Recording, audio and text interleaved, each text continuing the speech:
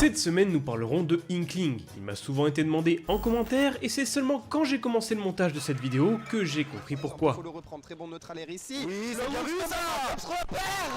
Magnifique. Aujourd'hui, on va enfin apprendre à l'affronter. Bienvenue dans Arrêtez de vous faire douiller. Avant de commencer quoi que ce soit, j'aimerais qu'on se concentre un peu plus sur le fonctionnement de l'encre d'Inkling. Inkling possède une jauge en bas de l'écran qui lui indique le taux d'encre dont ce dernier dispose. À chaque attaque spéciale ou smash, la jauge diminue et demandera donc à votre adversaire de la recharger en plein match pour ne pas qu'elle se vide. Une fois vidée, Inkling n'aura plus accès à son jab, à ses attaques spéciales à part son up B et verra même ses smash perdre en puissance. En d'autres termes, lorsque votre adversaire n'a plus d'encre, n'hésitez surtout pas à lui mettre la pression car vous aurez forcément l'ascendant sur lui. Maintenant que vous savez ça, sachez que l'encre a d'autres propriétés intéressantes à connaître lors d'un match. Premièrement, Inkling peut mettre de l'encre sur le stade. Cela a pour objectif de réduire votre vitesse de déplacement et donc de limiter certaines approches par le sol. Ici, le mieux à faire c'est de passer par les airs ou par une plateforme, mais c'est à nuancer car ce sera les approches que votre adversaire attendra. Deuxièmement, Inkling peut également mettre de l'encre sur votre personnage. Lorsque vous êtes dans cette situation, faites extrêmement attention car ce dernier obtient un multiplicateur pouvant aller jusqu'à 1,5 si vous obtenez 180 unités. Alors je ne vais pas trop rentrer dans les détails de ces fameuses unités, dites-vous juste que quand vous êtes entièrement recouvert, vous êtes à 300 unités et que chaque attaque d'Inkling vous en donne un peu plus. Dans tous les cas, votre meilleure option sera la fuite car votre adversaire prendra un malin plaisir à vous mettre des pourcents. Bref, dans les deux cas, l'encre vous mettra en désavantage, alors prenez le temps d'analyser la situation et attendez quelques secondes que l'encre s'en aille toute seule. Lorsque vous êtes gardé un Inkling, faites attention à ne pas bêtement lui foncer dessus. Pour une raison que j'ignore, les gens oublient que Inkling a une hitbox au début de son attaque, ce qui a pour effet de gimp les joueurs les moins attentifs. Ici, la seule chose à faire c'est de vous positionner sur sa trajectoire, car effectivement, ici, Inkling n'aura plus d'hitbox pendant le trajet, et donc vous n'aurez aucun problème à lui mettre une hitbox. Au passage, vu qu'on parle du up B, je rappelle que ce dernier a également une hitbox à l'atterrissage. Cette dernière a tendance à repousser les joueurs qui se précipitent et pourra même les mettre dans une situation de tech chase suivant les pourcents. Si vous voulez un bon conseil, sautez par-dessus ou faites simplement un shield car le coup est moins 30 on shield et donc vous aurez largement le temps de le punir avec un smash.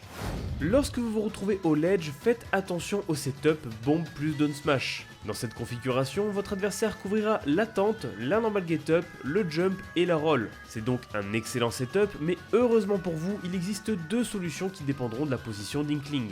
Si ce dernier est trop proche du bord au moment de sa charge, faites une get up attack et vous éviterez tranquillement le problème. Si en revanche ce dernier est en retrait, soyez patient et faites un release de ledge et un jump. A vous maintenant de reconnaître cette situation quand elle arrivera et normalement Inkling ne vous posera plus de problème en ledge trap.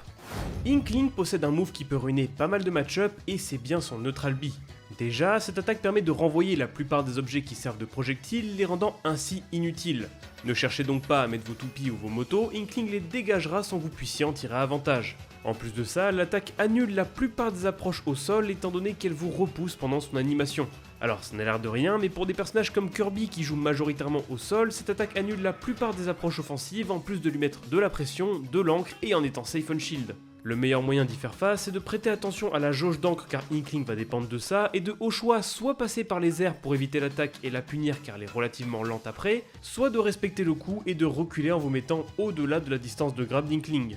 Dernier point au sujet de cette attaque, elle est extrêmement utile en termes d'edgeguard. Si vous avez une recovery lente ou un taser, Inkling n'aura aucun souci pour vous gimp et vous faire mourir par la même occasion. Là, ce sera à vous de faire attention à vos options et de ne pas les gaspiller au cas où Inkling décide de vous edgeguard avec. Petite douille supplémentaire, si Inkling vous inflige un multi-jab tout en étant proche d'un bord, prenez soin de SDI le coup. Le multi-jab fait normalement reculer le personnage, mais lorsque ce dernier est proche du vide, il ne reculera plus et donc vous serez coincé dans son attaque. Bon, je vous l'accorde, ça reste relativement situationnel, soyez juste prêt à réagir sous peine de prendre 50% avec de l'encre en prime. Inkling peut rapidement devenir un personnage problématique quand on ne le connaît pas. Certains paramètres sont importants à comprendre lors d'un affrontement, alors c'est pourquoi je vais vous donner quelques conseils à appliquer dans le match-up. Vous le saviez en cliquant sur cette vidéo, on va évidemment parler du bouya de Inkling. En effet, le perso possède un combo up throw up air qui est un fabuleux kill confirme qui viendra clore vos stocks à 1000 haut %. Néanmoins, même si ce combo est dévastateur, il est important de noter qu'il demandera à votre adversaire une exécution et une précision parfaite. Par exemple, ce combo ne tuera Mario que si ce dernier est entre 114 et 122% sur destination finale. En revanche, s'il est sur Battlefield, on ajoute 8% et le combo ne fonctionnera qu'entre 122 et 122%. Vous commencez à comprendre le problème, la marge de manœuvre est si fine qu'il y a de grandes chances que votre adversaire ne puisse pas obtenir ce qu'il souhaite et que au choix, soit vous pourrez air dodge le combo si vous êtes en dehors des pourcentages, soit vous pouvez utiliser une option frame 1 comme le jump de Yoshi ou le down B de Luigi, soit vous pouvez DI out le up air afin de maximiser vos chances de survie. Par contre, faites attention, ce n'est pas une solution absolue. Les Inklings peuvent s'habituer à vos air dodge et pourront sans problème vous punir s'ils vous voient spammer l'option. Si jamais ça vous intéresse, je vous laisse en description un site qui recense toutes les informations que les Inklings ont notées pour votre personnage et qui vous sera très utile pour par exemple connaître les pourcentages du Booyah. J'aimerais qu'on s'attarde brièvement sur le fonctionnement du side B de Inkling. Le rouleau est un move qui traverse la map en mettant de la peinture et qui vous enterre si jamais vous vous trouvez sur la trajectoire. Néanmoins, il y a plusieurs choses à savoir dessus. Premièrement, l'attaque ne vous enterre que si vous êtes au sol lors du contact. Si vous êtes en l'air ou allongé pour une tech chaise, vous ne risquez rien à part prendre quelques pourcents. Deuxièmement, les Inklings feront souvent cette attaque lorsque vous vous retrouverez à mi-distance et au pourcentage adéquat. Autrement dit, si vous ne bourrez pas des attaques dans le vent, vous aurez largement le temps de réagir et de shield la hitbox car cette dernière disparaîtra après contact avec ce dernier.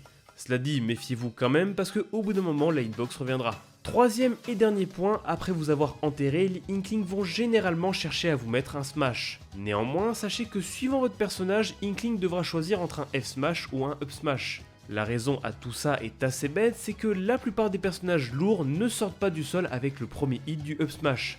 En d'autres termes, si vous jouez un heavy, attendez-vous plus à DI sur les diagonales pour éviter les angles foireux. Si en revanche vous jouez un personnage léger, pensez à DI vers la droite ou la gauche pour survivre plus longtemps.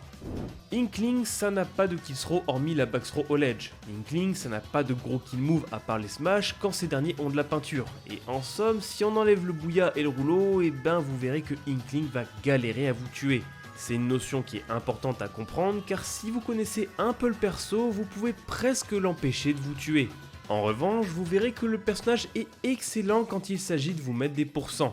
Ainsi, pour lui pourrir la vie, je vous conseille de systématiquement DI ses coups pour ne pas aller vers une plateforme lors de combos et de ne surtout pas hésiter à le platform camp sur ces dernières car Inkling est assez mauvais pour vous mettre la pression dessus. Inkling est un personnage qui est extrêmement basé sur le whiff punish. En gros, il veut que vous attaquiez le premier. Sa vitesse de course est excellente et il se paye même le luxe de passer sous la plupart des projectiles, le rendant assez compliqué à zoner. Il dispose également d'un back air qui est entièrement safe et qui lui permet de débuter un combo s'il vous touche, le rendant assez compliqué à approcher. Dans ce cas, quelle est la chose à faire ? En réalité, en neutral face à Inkling, vous avez deux options. Soit vous faites de l'overshoot, en gros vous savez qu'il va taper et reculer donc vous cherchez à le taper au moment où il recule, soit vous le zonez mais de plus loin, en prenant bien en compte que les full-up vont être insupportables à trouver pour Inkling. Bien sûr, gardez en tête que le neutral restera quand même compliqué, ne voyez pas ça comme des solutions universelles et concentrez-vous surtout pour lui mettre un maximum de dégâts à chaque ouverture de neutral. On ne s'en rend pas toujours compte, mais Inkling ça n'a pas de bon out of shield. Il a certes une bonne vitesse et une très bonne frame data, mais face à des attaques space sur son shield, le personnage n'aura pas vraiment de bonne réponse à donner. C'est important de le savoir, car si vous arrivez à le coincer dedans, vous pourrez constamment lui mettre la pression sans trop prendre de risques. En revanche, faites attention à ce que vous faites après cette attaque. Si vous ne changez jamais vos approches, votre adversaire pourrait s'habituer à ce genre d'interaction et pourrait chercher à vous punir en deuxième. La bombe d'Inkling a un fonctionnement un peu particulier que j'aimerais que l'on aborde. Premièrement, la bombe peut exploser avec deux timings différents. Si Inkling la charge avant de la lancer, elle explosera au contact d'une hitbox, ce qui la fait devenir un projectile efficace. Si en revanche Inkling ne la charge pas, elle explosera avec le temps et ce sera utilisé pour le setup bomb down smash qu'on a vu plus tôt. Deuxièmement, sachez que la bombe explose une frame après la détection de la hurtbox. Alors ça n'a l'air d'être qu'un détail dit comme ça, mais il arrive que la bombe ne vous envoie pas en arrière, mais dans la direction de Inkling. La raison à cela, c'est que suivant la vitesse de la bombe, ça arrive qu'elle vous traverse et vous touche du coup dans le dos. Je n'ai pas vraiment de conseils à vous donner là-dessus, prenez juste cette chose comme un conseil global et essayez de faire la DI qui vous mettra le moins dans l'embarras. Dernier conseil avant de finir, faites extrêmement attention au tech chase de Inkling. En effet, ce dernier a de gros rewinds sur les moves qui vous mettent au sol, alors pensez impérativement à DI up ses attaques pour ne pas lui laisser cette chance. Si jamais vous avez oublié de le faire, prenez au moins le réflexe de ne pas tech sur place ou de tech away car les Inklings s'y attendent et pourront sans problème vous suivre avec leur rouleau. Bien sûr, pensez évidemment à mix-up à chaque fois que cette interaction reviendra car croyez-moi, elle risque de revenir souvent en match. Comme d'habitude, je rappelle que ce n'est pas parce que vous avez vu cette vidéo que vous allez pouvoir battre tous les Inklings que vous croiserez en tournoi. Le personnage possède un paquet de ressources, alors c'est pourquoi je vous conseille d'aller sur le Inkling Camp pour aller bosser le match-up avec eux. Un immense merci à Viviane, Hugo, Bookstom, Octodams, Murcielago, Oxys, Lashor, Arekami, Shagir, Maïs.